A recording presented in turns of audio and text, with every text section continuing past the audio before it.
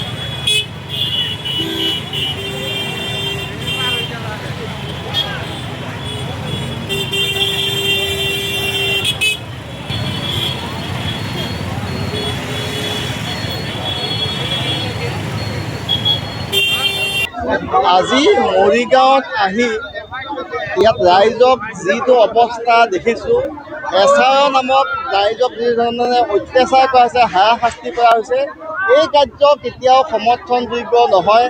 আজি কিছুমান অদৃশ্য অভিযোগকাৰী, যিবিলাক ভুৱা অভিযোগকাৰী, অভিযোগৰ ভিত্তিত ৰাইজক মাতি যিধৰণে পুৱা 4 বজাৰ পৰা হাৰাশাস্তি কৰিছে। আৰু আটাইতকৈ গুৰুত্বপূৰ্ণ কথা যে মই বহু ব্যক্তি মৰিগাঁৱত নটিচ আহিছে, যিসকল ব্যক্তি মৰিগাঁও জিলাৰ প্ৰতিষ্ঠিত ব্যক্তি, প্ৰতিষ্ঠিত বুদ্ধিজীৱী, প্ৰতিষ্ঠিত সাংবাদিক, প্ৰতিষ্ঠিত ৰাজনৈতিক ব্যক্তিৰ নামতো আজি নটিচ অহা দেখিবলৈ পাইছোঁ। যিখন চৰকাৰ খিলঞ্জীয়াৰ সুৰক্ষাৰ কথা কয়, ভূমিপুত্ৰৰ সুৰক্ষাৰ কথা কয়, সেইখন চৰকাৰৰ দিনত আজি মৰিগাঁও জিলাত বিশেষকৈ যিবিলাক খিলঞ্জীয়াসকলৰ ওপৰত হাৰাশাস্তি কৰিছে, খিলঞ্জীয়াসকলৰ ওপৰত যিধৰণে ভুৱা অভিযোগ কৰি তেওঁলোকে আজি ইয়াত হিয়াৰিঙৰ কাৰণে মাতা আছে। এই কাৰ্য কেতিয়াও সমৰ্থনযোগ্য নহয়। এই কাৰ্য আমি গৰিহণা দিছোঁ। আৰু যিসকল BLO আছে, এই যিসকল BLO আছে, এই BLO সকলৰ নিৰ্দেশত আমি হৈছিলে। কিন্তু এতিয়া দেখিছোঁ যে মৰিগাঁও জিলাত বা মৰিগাঁও সমষ্টিত কেইবাজনো BLO নামতো নটিচ আহিছে, বহু সন্মানীয় গাঁওবুঢ়াৰ নামতো নটিচ আহিছে। গতিকে আজি এটা অদৃশ্য শক্তিয়ে এই গোটেই যি এছআইৰ ব্যৱস্থা, এই ব্যৱস্থা অদৃশ্য শক্তিয়ে কণ্ট্ৰল কৰিছে। এই অদৃশ্য শক্তিটোৰ লগত জড়িত আছে অসমৰ মুখ্যমন্ত্ৰী ডক্টৰ হিমন্ত বিশ্ব শৰ্মা ডাঙৰীয়া আৰু তেওঁলোকৰ বিধায়কসকল।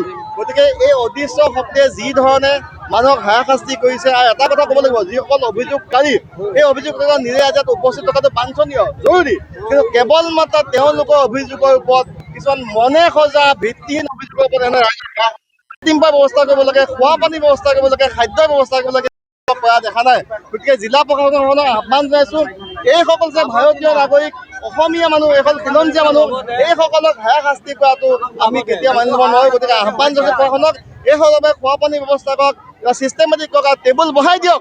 কেৱল মাত্ৰ হাজাৰ হাজাৰ মানুহ একেঠাইত জমা কৰিলে নহ'ব, এইসকল মানুহ ভাগ কৰিব লাগিব। গতিকে আজি কৈছোঁ যে এই অদৃশ্য শক্তিয়ে যি ধৰণে অসমত জাতিৰ নামত, ধৰ্মৰ নামত, ভাষাৰ নামত ৰাজনীতি কৰিছে আৰু ৰাইজক যেনে হাৰাশাস্তি কৰিছে, এই হাৰাশাস্তিৰ যোগ্য প্ৰত্যুত্তৰ 2026 চনত অসম ৰাইজে দিব। আৰু এটা কথা ক'ব লাগিব যে মৰিগাঁও বিধানসভা সমষ্টি যি বিজেপিত লোৱা বিধায়ক ৰামাকান্ত দেউৰী আছে, আৰু বিজেপিত তেওঁলোকৰ যি বিসম্বাদ চলি আছে, তাৰ বহিঃপ্ৰকাশ ঘটিবলৈ গৈ আছে। আৰু ইতিমধ্যে হিমন্ত বিশ্ব শৰ্মাই গম পাইছে যে 2026 নিশ্চিতভাৱে বিজেপি চৰকাৰ নাহে, কংগ্ৰেছৰ চৰকাৰ আহিব, যাৰ বাবে এই এছআইৰ মাধ্যমে বহিৰাজ্যৰ পৰা ভোট মানুহ আনি আমাৰ অসমত, আমাৰ মৰিগাঁৱত তেওঁলোকে ভোটাৰ লিষ্টত নাম অন্তৰ্ভুক্ত কৰিব। এই কথা কেতিয়াও সমৰ্থন নহয়।